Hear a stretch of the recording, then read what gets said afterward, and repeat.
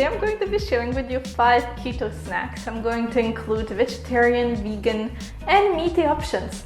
So if you're on a low-carb diet and you find yourself snacking very often, these ketogenic snacks will be just for you. You could also use them as appetizers. So for example, if someone comes over, you can just have them, eat them yourself, and probably your friends will love them, even if they're not on low-carb diet, which is a great thing, to be honest.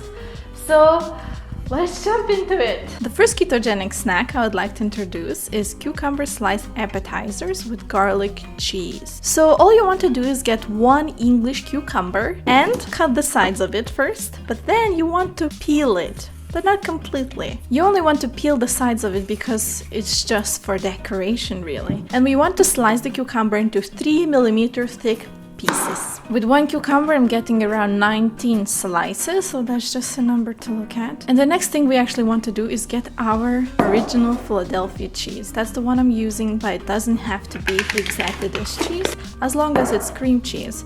I'm using 6.5 ounces of it. So I'm just adding it to my glass bowl and adding half a teaspoon of dried basil. Now the next thing I'm going to do is get 3 cloves of garlic, and I'm just going to peel them. The idea here is to actually use them and press them into the Philadelphia cheese. The garlic will give the cheese a little bit of freshness, and it will just make it a little more intense. The next thing I want to do is mix it as well as I can really, because you really want all of that garlic juice to mix in with all the cheese and dried basil. And then we just want to get a piping bag. Make sure it's a reusable one because we want to be environmentally friendly. And then fill it up with cheese. If you haven't done it yet, pat dry the cucumber slices because cucumbers have loads of water and it might actually ruin our snacks at the end. So pat, and then we're going to get our piping bag and pipe the cheese on top of each cucumber slice. Take your time, make it look nice and cute. Honestly, it doesn't take a lot of effort. I love it. It's such a quick recipe.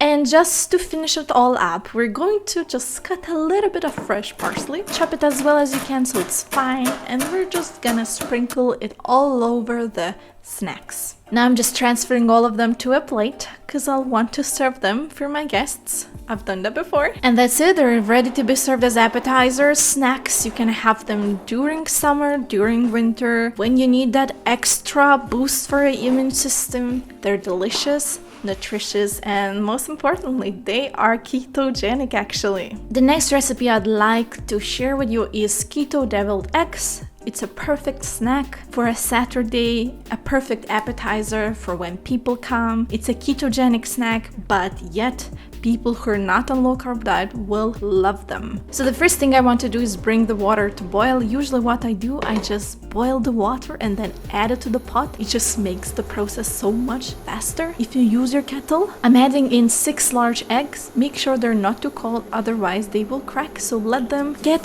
to the room temperature before you actually boil them. And I'm going to let them boil for around 12 to 14 minutes to make sure they are extra hard. Once boiled, we're going to place them in a bowl with cold water, and I'm actually adding a few ice cubes so they really cool down quickly. This part is very important because we want to make sure that they are easy to peel, otherwise we might ruin our eggs. So now go ahead and peel every single egg of yours and cut each of them in half. Once that's done, we want to remove the yolks out of the eggs, and we want to keep them in a separate bowl actually. I know this seems a little bit of counterintuitive because we're gonna put them back, but bear with me. So first of all, we want to mash the yolks, and then we want to add 3 tablespoons of mayonnaise. The next thing we want to do is add 1 teaspoon of Dijon mustard and 1 teaspoon of white vinegar. And then I'm just adding a little bit of salt and black pepper to my own taste really. And now we're approaching the most fun part,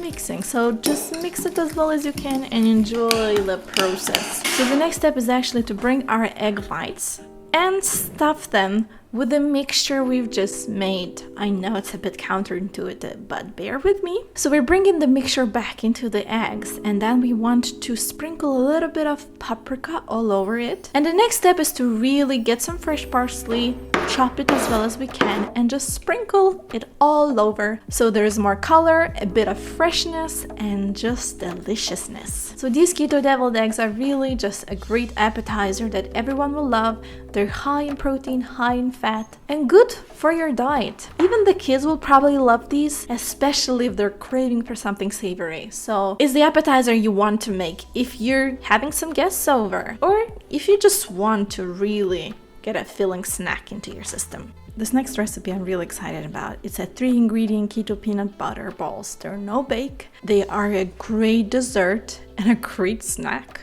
if you're on a low-carb diet. Also, they are vegan. So to begin with, we want to get 1 cup of natural, unsalted, unsweetened, creamy peanut butter. So many words, but make sure it's good quality, really.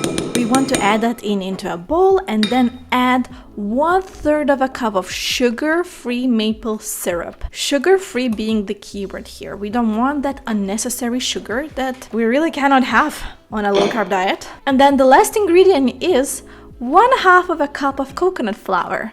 That's kind of it. So just make sure to mix this as well as you can and really just take your time to get one consistent dough. And I'm just going to roll the dough in my hands to form these small balls. Really take your time. It's gonna take a while to do that with every single ball, but you want to do that right. So as you can see, I'm first placing some parchment paper on my plate to make sure that all these balls don't stick to the plate really. And I'm just going to start placing them one by one on this plate. Once that's finished, we're going to pop it into the fridge for around 30 minutes or so. They'll harden up and look extra delicious. For the final shot, I actually sprinkled some coconut all over it just so that it looks a little better. You don't have to do it, but coconut actually tastes really nice, so you might want to do it. And these peanut butter balls are truly delicious. They're the perfect dessert. They don't have the extra sugar you don't want. Also, they're relatively low in carbs, high in fats, and relatively high in protein, to be honest, and they're vegan. So it's just a nice change sometimes, you know. The 4th recipe I would like to show you is keto pepperoni zucchini muffins. Yes, they are savory, they're delicious, great for meal prepping. Everyone will love them, including you. So the first thing I'm going to do is get 1 medium zucchini and I'm going to wash it and grate it really. So get your grater and grate it on the plate. Once that's done, it's very important to squeeze out the liquid out of the zucchini, just like I'm doing in the shot. It's very important because otherwise the muffins will get too watery and they won't cook properly. So as you can see, there's quite a bit of green liquid left because of it. Now we want to get our cheddar cheese. We're going to get around 1/2 cup of mature cheddar cheese. But first we want to actually grate it. I grate it myself because it's cheaper that way, but you can always get shredded cheese out there. So I'm just going to take my time and grate the cheese. If you're not doing that, you can just move on to the next step, which is cutting our pepperoni. I'm getting 8 slices of pepperoni, and all I'm going to do is stack them up, and I'm going to start slicing them into smaller pieces. We want to go for small squares so that the pieces are really tiny. So now I'm going to break apart the pieces because we want all of them to be separate and not stuck together. Otherwise, we'll have a bunch of pepperoni in one muffin and not any in another one. Now, one of the last steps is really just to combine the zucchini, the cheddar, the pepperoni, and then I'm going to add in 2 large eggs, as well as 1/2 teaspoon of thyme, 1 teaspoon of garlic powder, and 1/4 teaspoon of salt. I'm going to finish all that up with 1/8 teaspoon of black pepper. Now we just want to mix it all up as well as we can and add in our coconut flour. I'm going to be using 3 tablespoons of coconut flour and 1/4 teaspoon of baking powder. Now mix it all up as well as you can so that the baking powder spreads through. I'm simply going to spray some olive oil all over the muffin tin and grease the sides of it. Now all you have to do is take the mixture and fill the tin up.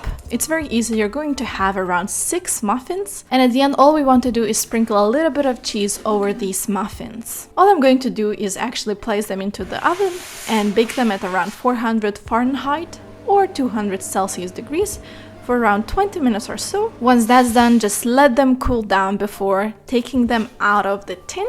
Now you just have to take them out of the tin and enjoy them as a snack, as a breakfast. They're worth around 101 calories each. They have protein, they have fats, and they're low in carbs. And here's last but not least, one of my favorite ketogenic snacks. It's keto pizza bites. Yes, you heard it right. If you're craving for pizza but you're on low carb diet, you know you cannot have pizza. So these keto pizza bites are just what you need to fulfill those cravings. We're going to start with 4 tablespoons of tomato passata. We're going to add 1/4 of a teaspoon of basil, as well as 1/4 of a teaspoon of thyme. Yum. I'm not gonna mix it yet. Now I'm going to get 1 garlic clove and peel it. As you can see, I always use fresh garlic, but you could use minced garlic that's prepared already, or even dried garlic, to be honest. And we're just going to press the garlic into the passata. I feel like such an Italian saying that word, passata. Anyway, we want to mix that as well as we can, so give it some time, mix it, and enjoy